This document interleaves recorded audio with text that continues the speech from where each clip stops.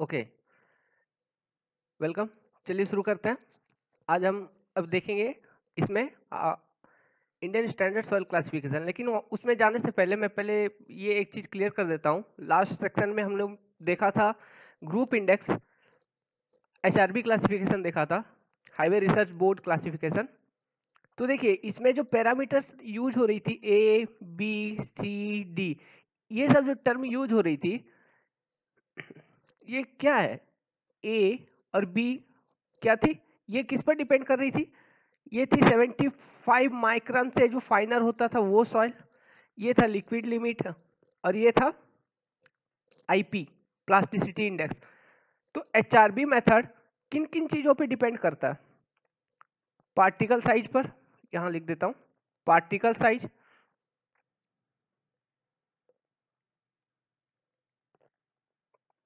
Liquid limit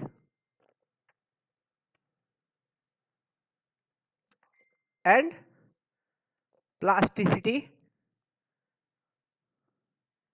of soil. इन तीनों पर डिपेंड करता है एचआरबी मेथड। ये इंपॉर्टेंट थी। Okay, now next move to our topic which we are here to discuss.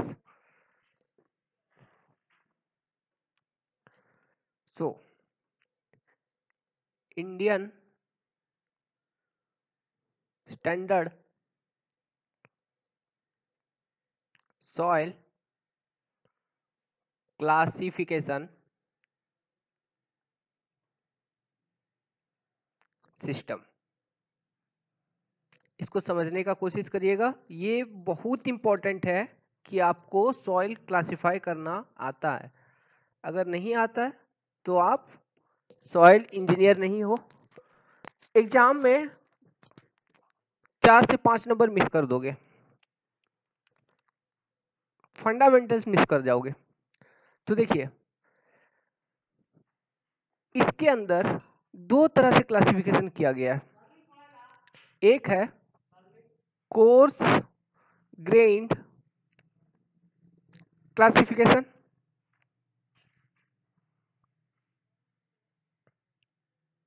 दूसरा है फाइन ग्रेन क्लासिफिकेशन। अलग अलग पढ़ेंगे, दोनों का मेथड ऑफ क्लासिफिकेशन भी अलग है। अब देखिए कोर्स ग्रेन्ड क्लासिफिकेशन में इंपॉर्टेंट क्या क्या चीज है, कौन कौन सी पैरामीटर को हम यूज करेंगे क्लासिफाई करने के लिए, पहले वो देख लें।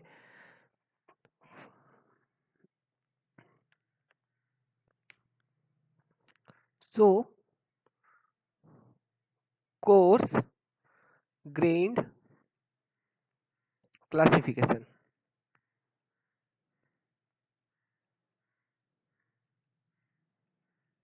इसमें हम कौन सा पैरामीटर यूज करते हैं? कोर्स ग्रेन क्लासिफिकेशन तो किसके लिए होगा?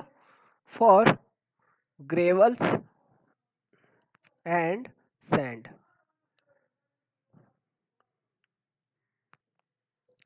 देखिए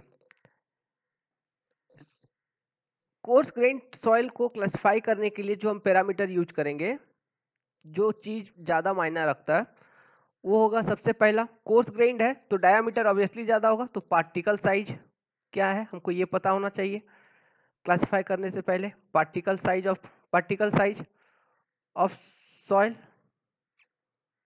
दूसरा उसका ग्रेडेशन पता होना चाहिए, वो इंपॉर्टेंट है। सॉइल का ग्रेडेशन कैसा है? ग्रेडेशन मतलब वेल ग्रेडेड या पोर ग्रेडेड। तो उसके लिए हमको क्या पता होना चाहिए? मैंने बताया था CU एंड CC। CU क्या है? कोएफिशिएंट ऑफ यूनिफॉर्मिटी, और CC क्या है? कोएफिशिएंट ऑफ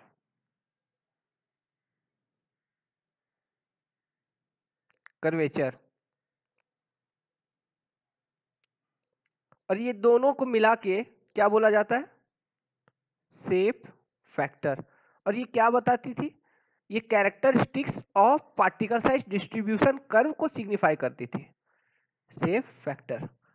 CU कैसे निकालते थे? D60 ओवर इफेक्टिव डायामीटर का रेशियो। D10 क्या है? Effective size of soil, soil solid. और सीसी कैसे निकालते थे? D30 का whole square divide by D10 multiplied D60। तो ये सब जितने भी हैं ये क्या बताते थे? शेप फैक्टर और ग्रेडेशन को बताते थे कि सॉइल वेल ग्रेडेड है या पुअर ग्रेडेड है। ओके, और टाइप ऑफ सॉइल भी बताता था, सीयू टाइप ऑफ सॉइल बताता था, और सीसी सिर्फ ग्रेडेशन बताता था। चलिए यहीं पे लिख देते हैं। सीयू क्या बताता था? दो चीज, type of soil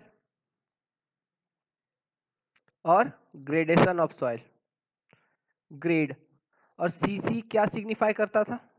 only grade, grade only. और क्या इंपॉर्टेंट है कोर्स ग्रेन सॉइल को अंडरस्टूड करने के लिए? Percentage fineness in soil. ये परसेंटेज फाइननेस क्या होता था? Percentage of soil passing 75 micron सीव।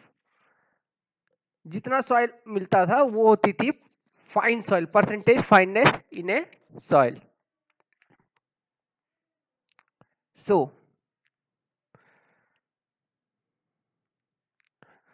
देखिए, अब अगर फाइन ग्रेन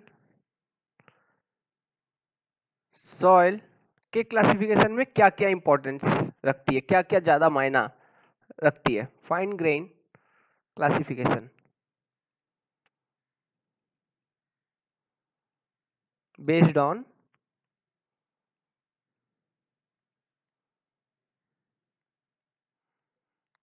पार्टिकल साइज तो होगा ही होगा, particle size, D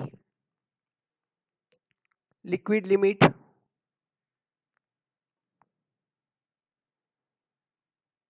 WL plasticity index,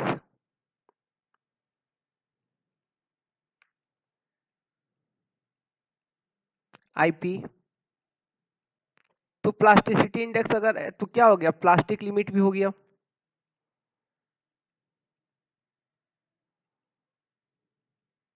plastic limit of soil.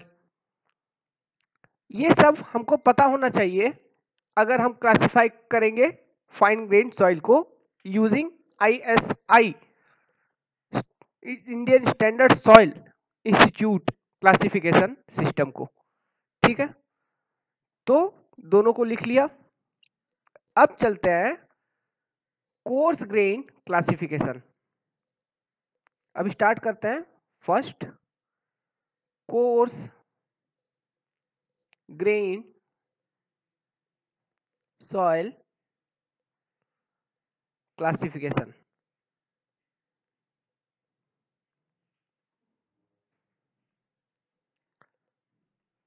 तो देखिए, पार्टिकल साइज डिस्ट्रीब्यूशन कर्व याद है? पार्टिकल साइज क्लासिफिकेशन, उसमें कोर्स ग्रेन सॉइल कब होता था? ये जो इक्विलिब्रियम सीव है ये किस साइज की होती थी? 4.75 mm होती थी और होती थी 75 माइक्रोन। सॉरी, आप यहीं पर 4.75 लिख लीजिए, ये 75 कंसिडर कर लो इसको। जो इक्विलिब्रियम स्टेट थी वो थी इक्विलिब्रियम साइज 75 माइक्रोन। अब 75 माइक्रोन से छोटा जो होता था उसे कहते थे फाइन ग्रेन, और जो बड़ा होता था उसे कहते थे कोर्स ग्रेन। समझिएगा, मैं बहुत सिंपल आसान तरीका से समझाऊंगा इसे। Course grand soil. अब हमको पता चल गया कि 75 माइक्रोन का सीव जो है वो है लिमिटिंग केस, जो बताएगा कि जो सॉइल है, ओवरऑल सॉइल, वो कोर्स ग्रेन्ड है या फाइन ग्रेन्ड है। सो आपको सबसे पहले ये पता लगाना होगा कि सॉइल कोर्स ग्रेन्ड है या फाइन ग्रेन्ड है। तो उसके लिए नियम ये है कि इफ मोर देन और equal to 50% of soil is retained over 75 micron sieve, then that soil will be coarse grained soil.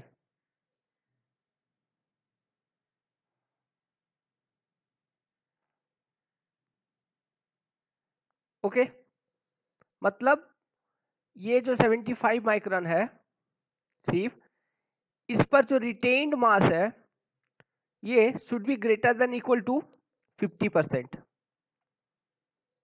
तो ये क्या है, रिटेन्ड मास।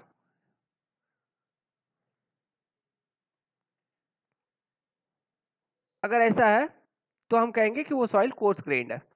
अब देखिए course grand soil, course grand soil दो था, एक था ग्रेवल और थी सैंड। ग्रेवल आती थी 80 से लेके 4.75 mm तक और सैंड 4.75 mm से 75 माइक्रोन तक। तो अब कोर्स ग्रेन, हमको तो कोर्स ग्रेन पता चल गया 75 माइक्रोन सीव को यूज करके। उस पर चेक किए कि सॉइल कितना रिटेन्ड है। अगर 50% या उससे ज्यादा रिटेन्ड है तो वो सॉइल हो गया कोर्स ग्रेन सॉइल। अब पता लगाना है कि वो सॉइल जो कोर्स ग्रेन्ड है वो सैंड है या ग्रावल है। तो देखिए इसके लिए भी वही, इफ 50% और greater than 50% of soil is retained over 4.75 mm sieve, then it is a gravel, else sand. Okay, मतलब कि ये अगर कोर्स ग्रेन्ड सॉइल है, ये पता लगा 75 माइक्रोन सीव पर आप चेक करोगे। अब इसमें भी दो क्लास है, एक क्लास है ग्रेवल, दूसरा क्लास है सैंड। अब ग्रेवल है, ये कहां से पता चला, 4.75 mm से। ठीक है, if 50% greater than equal to 50% retained, ठीक है, इफ लेस देन, यहां कुछ मत लिखिए, ये भी 4.75 mm से ही पता चलता है। लेकिन हमको पता क्या लगाना है, ये चेक कर लेंगे 50% या उससे अधिक अगर रिटेन्ड हो रहा है 4.75 mm पे तो वो ग्रेवल हो गया। अगर नहीं है तो वो सैंड हो जाएगा, आप उसे सैंड कहोगे। तो ये थी बेसिक पार्टिकल साइज डिस्ट्रीब्यूशन के ऊपर डिपेंड करते हुए। अब देखिए इसमें कुछ नोटेशंस इंपॉर्टेंट है। देखिए कुछ नोटेशंस में लिखता हूं, जी, ओके, एस, एम, सी, ओ, ये जी का मतलब हो गया ग्रेवल नोटेशंस। ये क्या है? नोटेशंस। जी का मतलब हो गया ग्रेवल, एस का मतलब सैंड, एम का मतलब सिल्ट। ध्यान रहे, सिल्ट एस नहीं है, एम है, एस सैंड होता है। सी का मतलब क्ले, ओ का मतलब ऑर्गेनिक सॉइल, और एक होता है पीटी मतलब पीट। पीट मतलब बहुत ऑर्गेनिक सॉइल होती है। ये पूरी तरह का ऑर्गेनिक सॉइल क्या होता था? Is non plastic and highly compressible. Organic soil क्या थी? Non plastic and highly compressible civil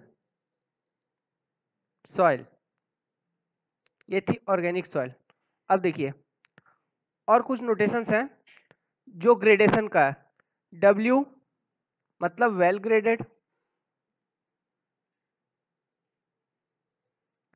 P मतलब पुअरली ग्रेडेड,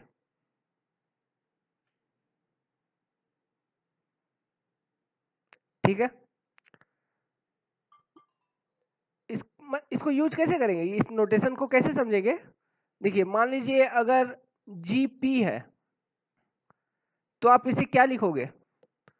पहले लिखोगे ग्रेडेशन, पुअरली, इसका नाम हो जाएगा जीपी, सॉइल का नाम हो जाएगा poorly graded, example poorly graded gravel. Okay, इस तरह से इसको अंडरस्टूड करिए। तो अब एक चीज हो गया कि particle size distribution, coefficient of uniformity का सब चीज आ गया प्रीवियस सेक्शंस में।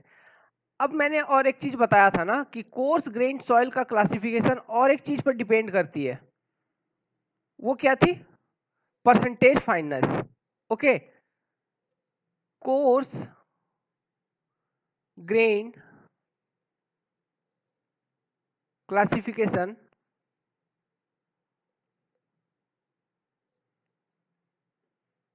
also depends on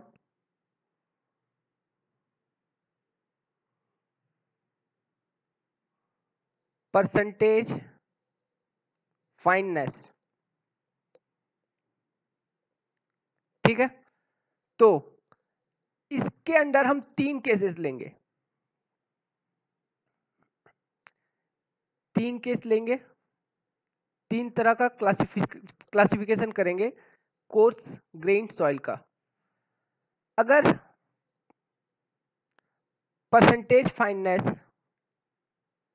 percentage F लिख देता हूं, लेस देन 5%, पहला। Percentage fineness is between 5 to 12%, और थर्ड वाला percentage fineness greater than 12%। Okay, एक चीज नोट करिए, मैक्सिमम पॉसिबल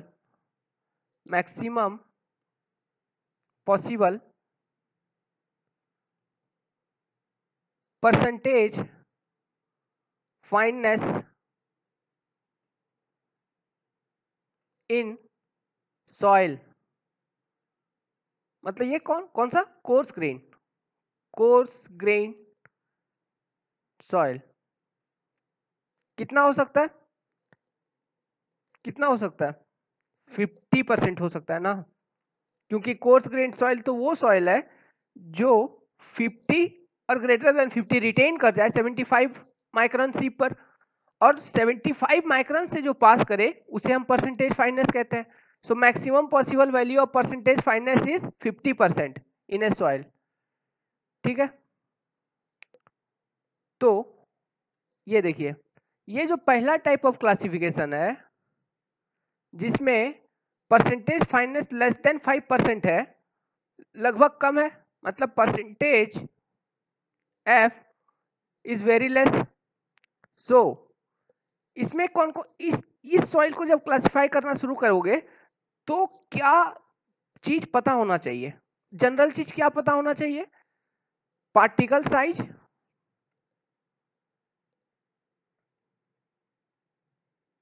ठीक है, और उसका ग्रेडेशन, यही दो इंपॉर्टेंस रखती है। इसमें हम चेक नहीं करेंगे परसेंटेज फाइनेंस को क्योंकि वो नेग्लिजिबल है, 5% से कम है, बहुत कम हो गया। एंड ग्रेडेशन, अब ग्रेटर देन 12% अगर है तो इसमें क्या इंपॉर्टेंस रखेगी? इंपॉर्टेंस रखेगी परसेंटेज फाइननेस। ओके, अगर इस रेंज में है तब ग्रेडेशन भी चाहिए, मतलब CU/CC देखेंगे और परसेंटेज फाइननेस भी चेक करेंगे।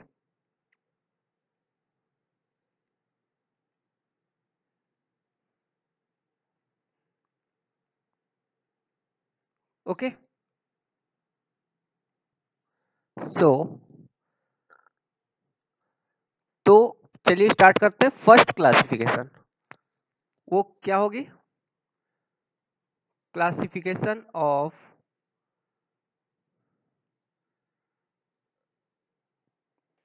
कोर्स ग्रेन्ड सॉइल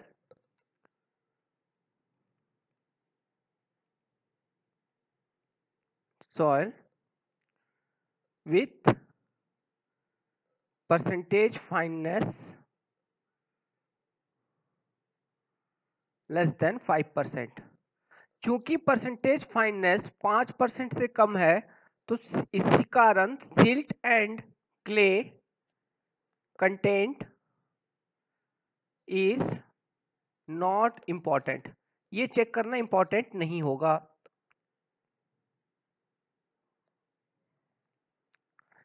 इंपॉर्टेंट क्या होगा? Gradation, gradation is important.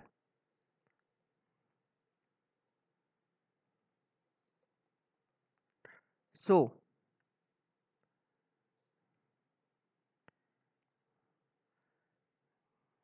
देखिए ध्यान से, ये हो गया कोर्स ग्रेन्ड सॉइल,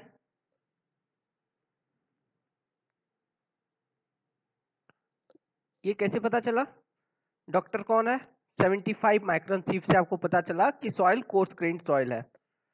अब वही बात,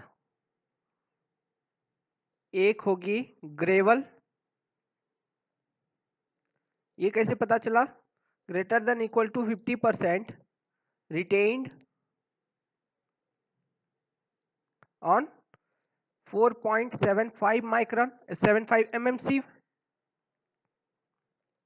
ठीक है, या फिर सैंड। अगर ये कंडीशन सेटिस्फाई नहीं कर रहा है तो वो होगी सैंड। तो बीच में एक लाइन दे दीजिए। अब मैंने जैसे कहा है कि इस केस में ग्रेडेशन इंपॉर्टेंट होती है, तो इसका भी दो पार्ट है, दो ग्रेड होगा। एक ग्रेड होगा,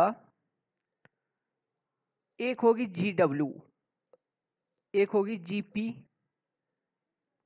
ओके, क्योंकि ग्रेडेशन इंपॉर्टेंट है, इसमें भी दो पार्टीशन बन जाएंगे आपके, SW, नाम कैसे लिखना है वो इंपॉर्टेंट है, SW/SP। अब देखिए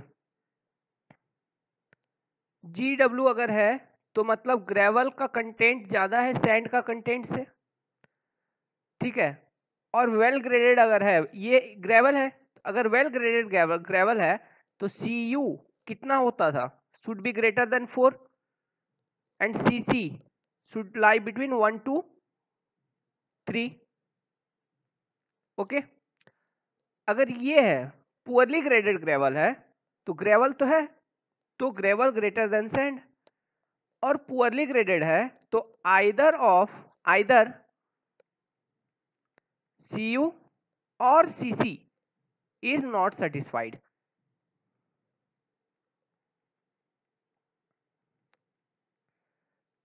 ये आइदर का क्या मतलब हुआ? ये मतलब हुआ कि अगर सॉइल को वेल ग्रेडेड होना है तो Cu Cc दोनों सेटिस्फाई करना इंपॉर्टेंट है। अगर इनमें से कोई एक भी सेटिस्फाई नहीं करे, मान लीजिए कि Cu इस केस में 4 आ गया, मतलब पुअरली ग्रेडेड केस में 4 से ज्यादा हो गया ग्रेवल के कंडीशन में, लेकिन Cc 1 से कम है या फिर 3 से ज्यादा हो गया, तो Cc सेटिस्फाई नहीं करेगा। तो इसका मतलब क्या हुआ? वो सॉइल पुअरली ग्रेडेड हो जाएगी। ठीक है, तो इसका नाम क्या होगा? जीपी का नाम क्या होगा? इधर जगह नहीं है, मैं यहाँ लिख देता हूँ जीपी को, आप उसको एनालाइज कर लीजिएगा। जीडब्ल्यू मैंने पहले लिखा हुआ है, तो जीपी लिख लेते हैं। देखिए जीपी पहले ये लिख लेते हैं। एच डब्ल्यू का मतलब क्या है? वेल ग्रेडेड सैंड होगा। ओके, तो अगर एच डब्ल्यू है तो एस ग्रेटर देन जी होगा, मतलब सैंड ग्रेवल से ज्यादा होगा। सी यू 6 से अधिक, सी सी 1 to 3। ओके, इस केस में भी ग्रेवल सैंड ज्यादा होगा ग्रेवल से। आइदर Cu और Cc is not satisfied। तो ये है, तो बन गया आपका क्लासिफिकेशन ऑफ फर्स्ट कंडीशन। ये फर्स्ट क्लासिफिकेशन। अब नोमेनक्लेचर करते हैं। देखिए ये थी पुअरली, इसे ऐसे कहेंगे पुअरली ग्रेडेड ग्रेवल, इसे कहेंगे वेल ग्रेडेड सैंड, इसे कहेंगे पुअरली ग्रेडेड सैंड। ओके, इसको साफ साफ बनाइएगा, आसानी से बता दिया। तो मतलब सीव एनालिसिस करेंगे और CuCc निकाल के चेक कर लेंगे वो ग्रेवल है या सैंड है, और CuCc निकाल के बता देंगे कि वेल ग्रेडेड है या पुअरली ग्रेडेड है, बस। लेकिन कंडीशन क्या है कि परसेंटेज फाइननेस 5% से कम हो तभी इस तरह का क्लासिफिकेशन होगा। अब सेकेंड क्लासिफिकेशन देख लेते हैं कि अगर percentage fineness, second, if percentage fineness greater than 12%, अधिक से अधिक 50 हो सकता है। मान लीजिए इस केस को देख लेते हैं। तो इसमें मैंने क्या कहा कि इस कंडीशन में जो इंपॉर्टेंट बात है, जो बात मायने रखती है, वो रखती है परसेंटेज फाइननेस क्या है। हालांकि परसेंटेज फाइननेस ही मायने रखती है, लेकिन और ग्रेडेशन उतना खास कोई इंपॉर्टेंट नहीं रखती है, इसमें हम लोग ग्रेडेशन निकालते ही नहीं है। लेकिन अगर सवाल में दिया है कि आप ग्रेडेशन भी बताओ और डेटा भी दिया है, तब आपको निकालने में क्या हर्ज है? वो सवाल बोल रहा है, निकाल लो। ठीक है, क्वेश्चन के हिसाब से आप सॉल्यूशन अटेम्प्ट करेंगे, इस पर सॉल्यूशन बनाएंगे, उस समय क्लियर हो जाएगा। अभी क्लासिफिकेशन देखिए कैसे करेंगे। हाँ, तो मैं एक टर्म बता रहा हूं कि इसमें एक कॉन्सेप्ट यूज होता है, कॉन्सेप्ट ऑफ, क्योंकि परसेंटेज फाइननेस ज्यादा है, concept of fine grand soil classification is used. और फाइन ग्रेन्ड सॉइल का क्लासिफिकेशन होता है प्लास्टिसिटी चार्ट से, और प्लास्टिसिटी चार्ट जो है उसको दिया था कासाग्रांडे ने। तो ये हम देखेंगे जब फाइन ग्रेन्ड सॉइल क्लासिफिकेशन करेंगे। तो मैं अभी के लिए नाम लिख देता हूं कि यहां पर concept of plasticity chart use होता है। ओके, क्योंकि percentage fineness is more. Okay, तो अब सॉइल को क्लासिफाई कैसे करोगे? लिखिए, लिखना शुरू करिए। कोर्स ग्रेन्ड, ये कैसे पता चला? 75 माइक्रोन सीव से। अब इसमें दो क्लास हो सकते हैं, एक होगा सैंड, एक होगा ग्रावल, दूसरी होगी सैंड। ये कैसे पता चला? 4.75 mm सीव से। सेम सीव तो वही होगा ना, सीव तो नहीं बदलेगा। अब देखिए, अब यहां पर 3-4 चीजें हैं। एक्चुअली मैं सैंड के लिए बता देता हूं, यहाँ सफिशिएंट जगह है, इधर सिर्फ नाम लिख लेंगे। देखिए, जैसे कि मैंने कहा कि फाइननेस इंपॉर्टेंट है, तो क्ले के लिए क्या था? सी क्ले था,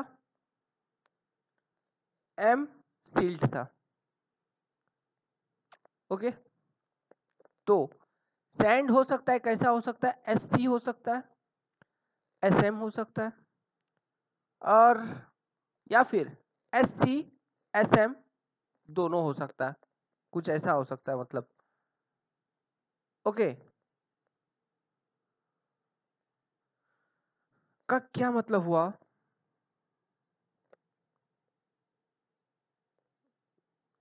let me do this first.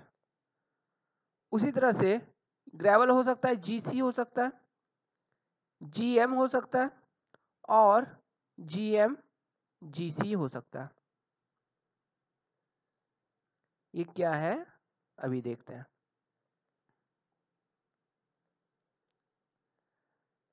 देखिए, इस केस में ये तो पता है कि ये ग्रेवल है, मतलब जी ग्रेटर देन एस। अब सी मतलब हो गया क्ले, मतलब क्ले का कंटेंट ज्यादा है सिल्ट से। परसेंटेज फाइननेस में निकाला, उसमें चेक किया क्ले ज्यादा है या सिल्ट। कौन सा सीव से? 2 माइक्रोन सीव से। तो ज्यादा सॉइल 2 माइक्रोन सीव से पास कर गया होगा, तो क्ले ज्यादा है सिल्ट से। और तो क्या होना चाहिए? आईपी जो होना चाहिए, परसेंटेज फाइननेस का यही चीज है इंपॉर्टेंट। आईपी जीसी के केस में शुड बी ग्रेटर देन 7%, क्योंकि क्ले अगर है तो वो हाईली प्लास्टिक होता है ना, और नॉर्मल प्लास्टिक सॉइल कहां से शुरू हो जाती है? आईपी अप्रोक्सीमेटली 7 से शुरू हो जाती है, ठीक है। इसीलिए आईपी 7 से ज्यादा होना चाहिए अगर क्ले है, क्योंकि ये प्लास्टिसिटी एक्सिबिट करेगी, ठीक है। या फिर आपका जो सॉइल है वो एबव ए लाइन है इन द प्लास्टिसिटी चार्ट। अब ये प्लास्टिसिटी चार्ट जब देखेंगे तब समझ जाएंगे, लेकिन फिलहाल यहां लिख लीजिए कि और soil is above A line, above A line in plasticity chart.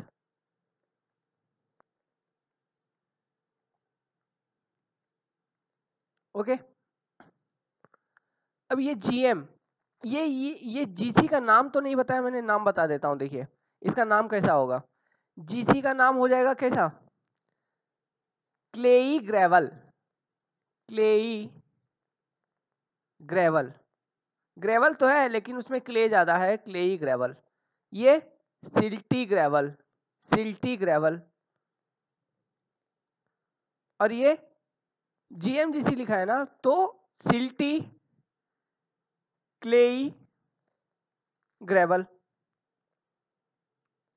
Okay, और एससी का क्लेई सैंड,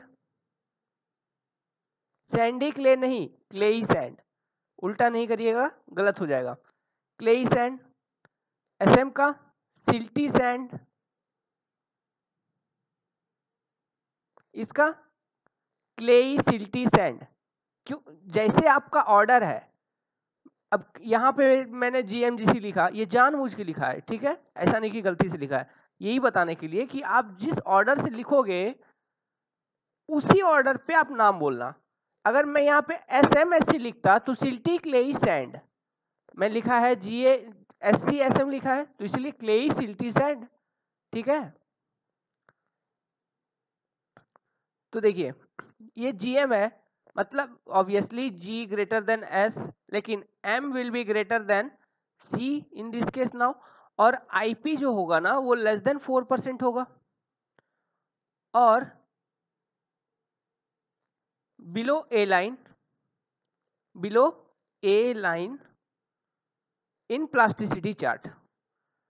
अब ये देखिए इस केस में मतलब सिल्ट और क्ले कंपेरेबल है, लेकिन G तो ग्रेटर देन S है ही, और सिल्ट कंपेरेबल टू क्ले, दोनों बराबर है लगभग, और IP का जो रेंज होगा, IP 7 से लेके 4% के बीच में आ गया, 7 से ज्यादा नहीं है और 4 से कम नहीं है, ठीक है। या फिर सॉइल इन हैच्ड पोर्शन, ये हैच्ड पोर्शन क्या है सब क्लियर हो जाएगा जब हम प्लास्टिसिटी चार्ट पढ़ लेंगे, अभी के लिए लिख लीजिए soil in hatched portion of plasticity chart.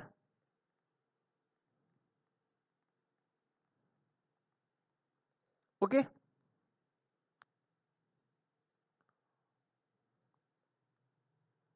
Now ये देखिए SC क्लेई सैंड, मतलब S is greater than G, sand ज्यादा है ग्रेवल से,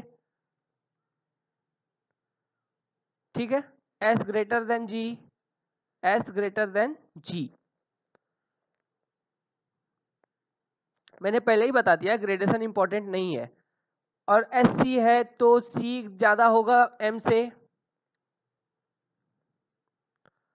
और C है तो IP ज्यादा होगा 7% से, और ये है C है तो C को देख के मैं ये बता रहा हूं कि soil is above A line, ठीक है।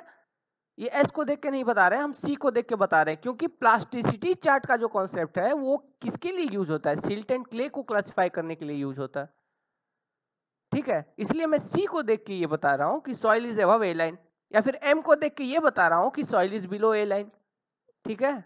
ये चीज में कंफ्यूजन नहीं रखिएगा किसको देख के क्या बताते हैं। तो SM है तो M ग्रेटर देन C, और IP लेस देन 4%, और soil below A line in plasticity chart.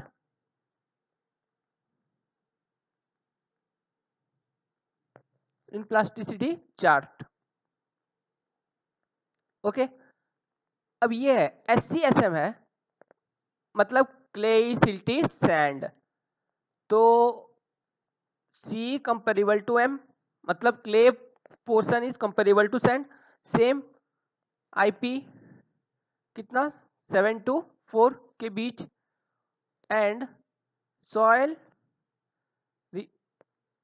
Lies in hatched portion, hatched part of P chart, PC लिख दिया, P चार्ट, प्लास्टिसिटी चार्ट। तो ये है हमारा सेकेंड टाइप ऑफ क्लासिफिकेशन। चलिए अब बीच वाला देख लेते हैं। नाउ थर्ड, वो क्या है, क्लासिफिकेशन ऑफ, ये थोड़ा बड़ा है,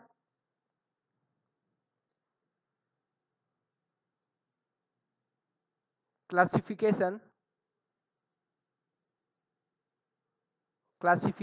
ऑफ coarse grained soil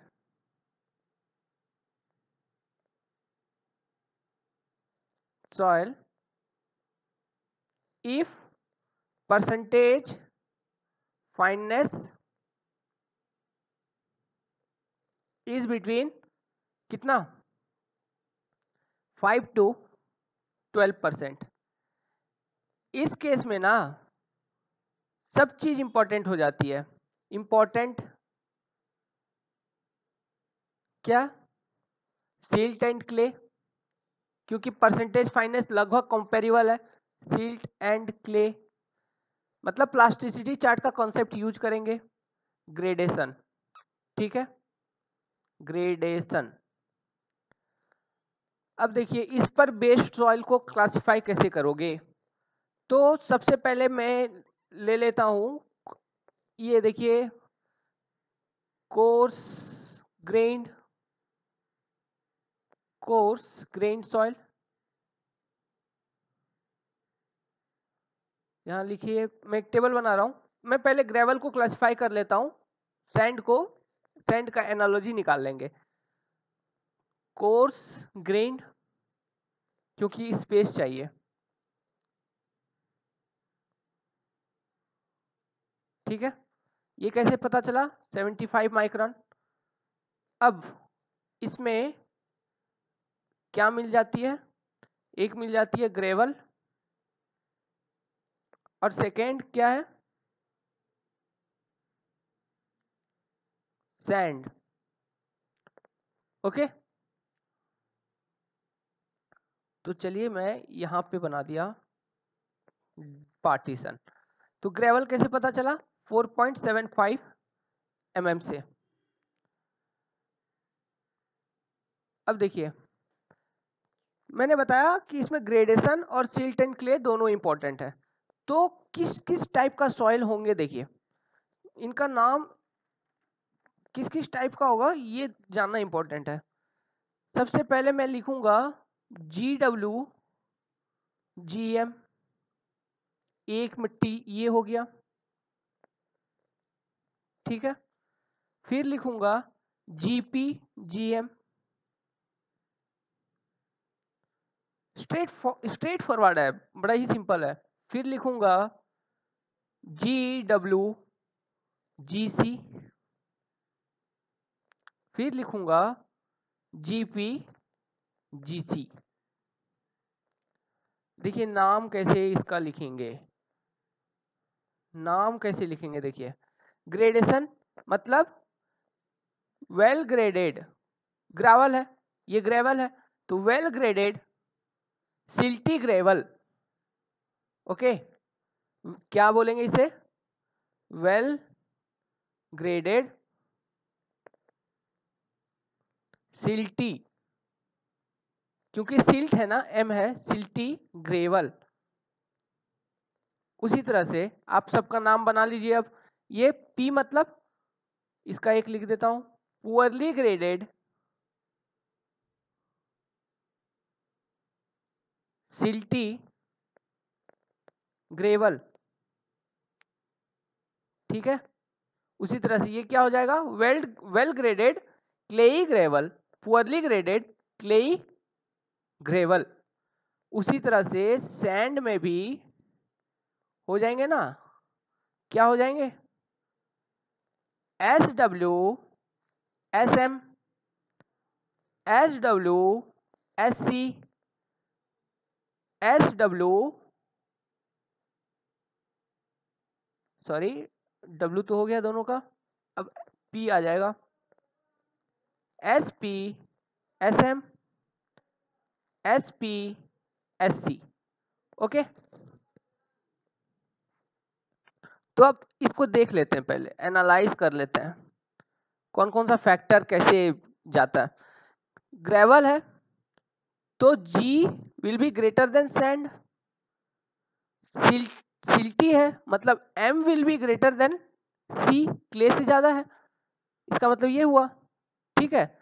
अब ग्रेडेशन है तो Cu का वैल्यू कितना आना चाहिए? ग्रेवल के केस में शुड बी ग्रेटर देन 4 या 6, 4।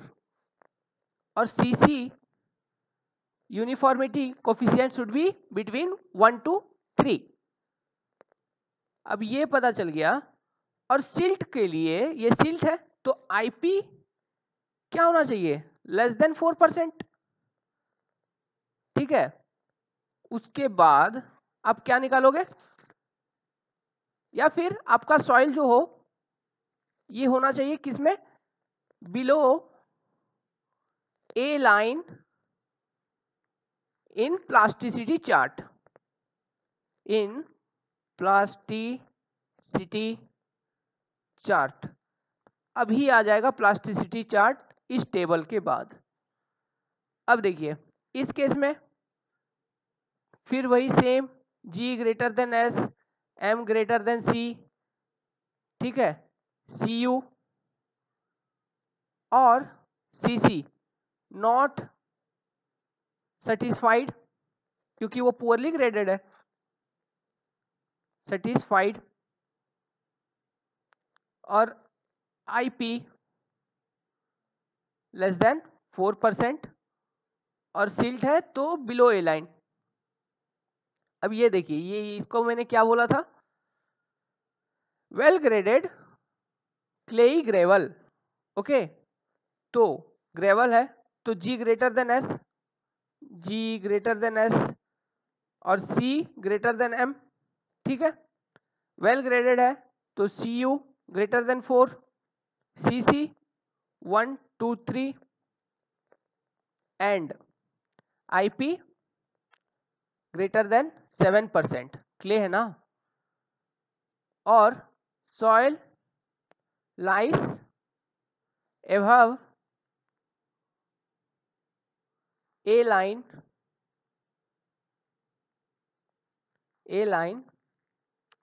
in plasticity chart. अब देखिए इसके लिए ये भी ग्रेवल है तो बाकी सब सेम होगा, लेकिन इसमें डिफरेंस क्या होगी,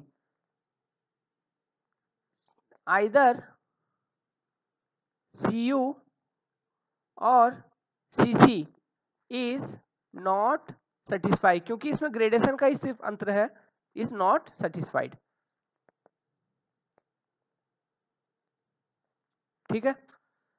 अब सिमिलरली सैंड के केस में आपको क्या चेक करना है, बाकी सिल्ट और क्ले के लिए आईपी का वैल्यू जैसे इनमें आपने डिस्ट्रीब्यूट किया उसी तरह से डिस्ट्रीब्यूट होगा, लेकिन ग्रेडेशन चेक करने के लिए आपको क्या चेक करना है, वेल ग्रेडेड के लिए क्या होना है, वेल ग्रेडेड का जो सैंड का कंडीशन है वो क्या है, Cu ग्रेटर देन 6 और Cc तो वो 1 2 3 ही, ओके। तो इनका डिफरेंस लगा लगा के आप इस तरह का टेबल इसके लिए भी बना सकते हो। तो ये है general idea, complete idea. General idea आप कहाँ रहा, ये तो कंप्लीट आइडिया आपको मिल गया सॉइल क्लासिफिकेशन करने का, कोर्स ग्रेन क्लासिफिकेशन। सो अब शुरू करते हैं फाइन ग्रेन क्लासिफिकेशन, जिसका इंतजार था अभी तक। क्या, fine grain soil classification,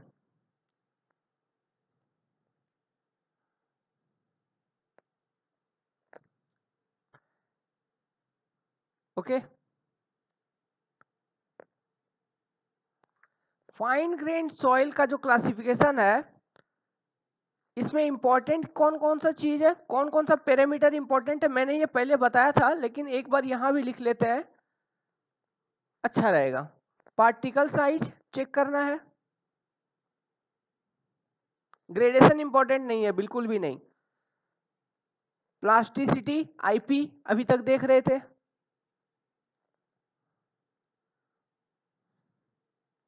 compressibility,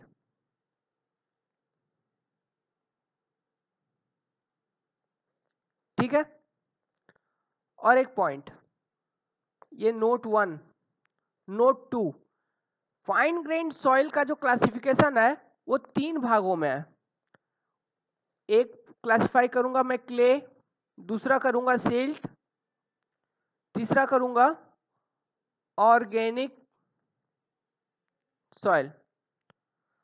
हाँ पहले ये समझ लीजिए, ये सॉइल फाइन ग्रेन्ड है कैसे पता चला, आप सीव एनालिसिस किए, if greater than 50% of soil passing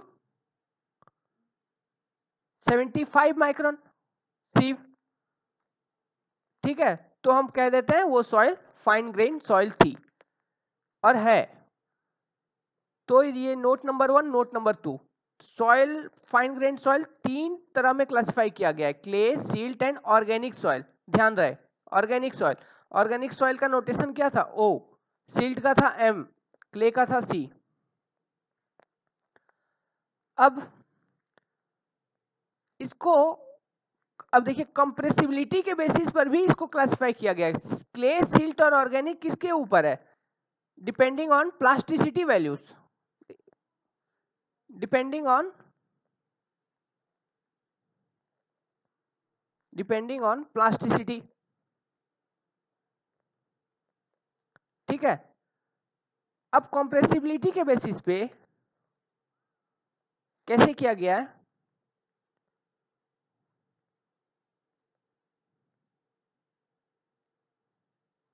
देखिए इसका लिमिट कुछ ऐसा है, लिक्विड लिमिट। कंप्रेसिबिलिटी कैसे रिप्रेजेंट करते हैं? लिक्विड लिमिट से, लिक्विड लिमिट, लिक्विड लिमिट्स। ठीक है, तो अगर liquid limit less than 35%, 35 to 50%, greater then 50%,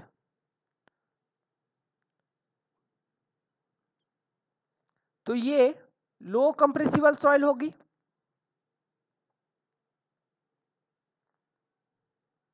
low compressible soil, ये इंटरमीडिएट कंप्रेसिबल, कंप्रेसिबल,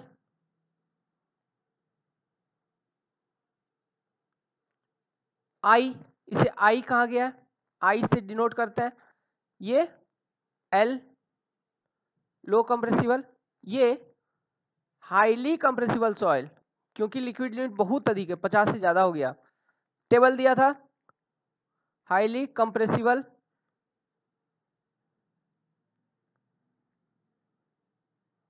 ये लिक्विड लिमिट का टेबल आपको मिल जाएगा कासाग्रांडे मेथड जब हम डिटरमाइन कर रहे हैं, या कंसिस्टेंसी का जो लेक्चर है उसमें। तो हाईली कंप्रेसिबल तो H से डिनोट करता है। ठीक है, अब देखते हैं जिसका इंतजार था, plasticity chart.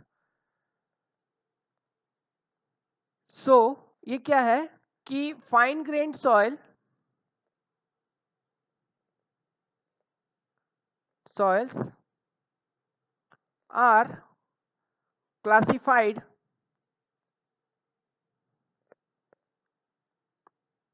using plasticity chart।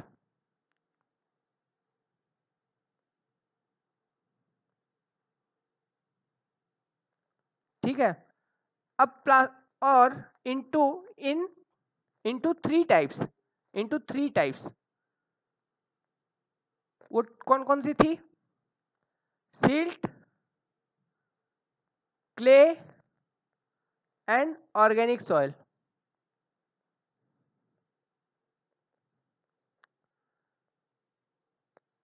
This chart is given by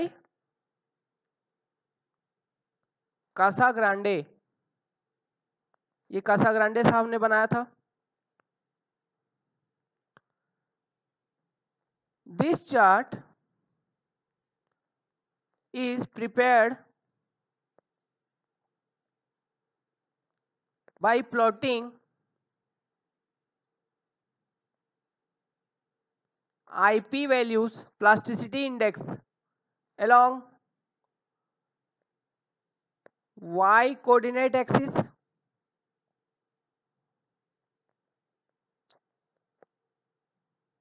and liquid limit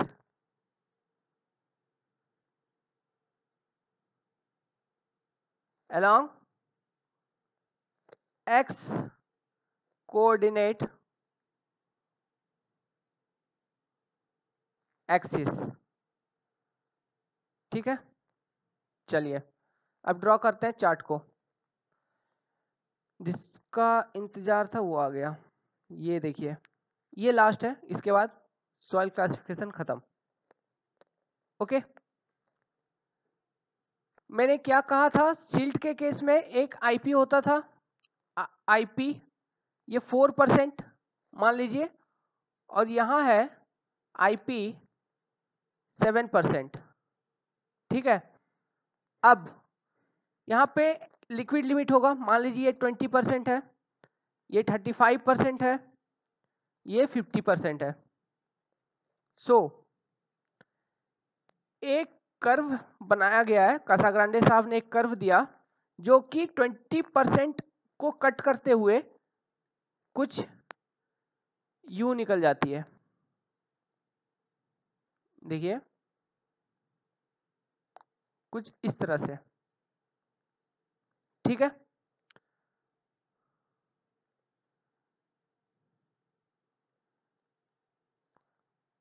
और इस कर्व का नाम है ए लाइन, ए लाइन, और इसका इक्वेशन है, equation of A line, equation of A line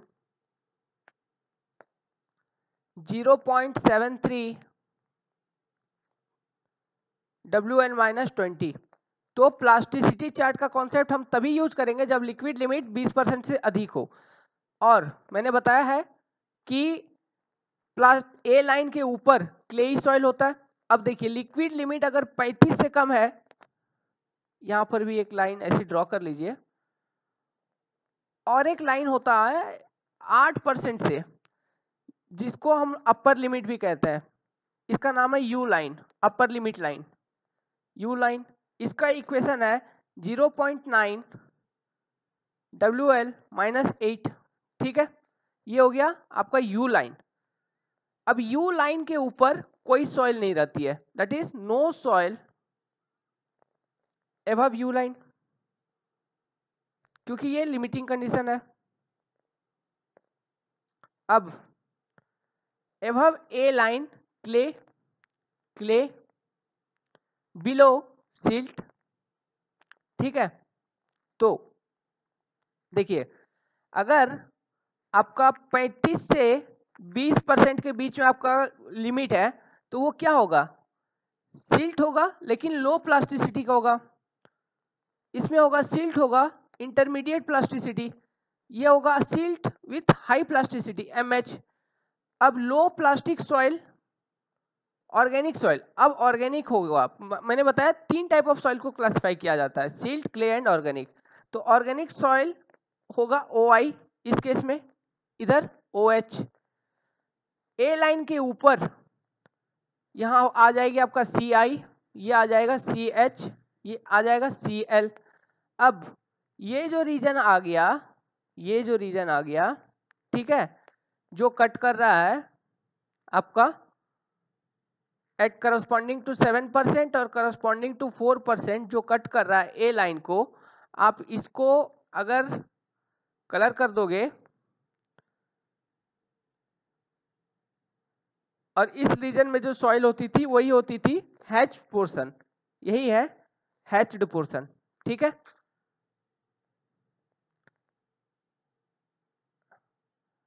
ये है हैच्ड पोर्शन,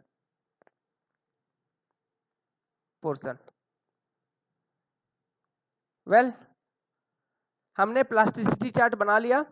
अभी टाइम हो रहा है, मतलब कि लेक्चर अपलोड नहीं हो पाएगा, सो इसके बाद मैं न्यूमेरिकल सॉल्व करूंगा इस पर, उसमें आगे डिस्कस कर लेंगे।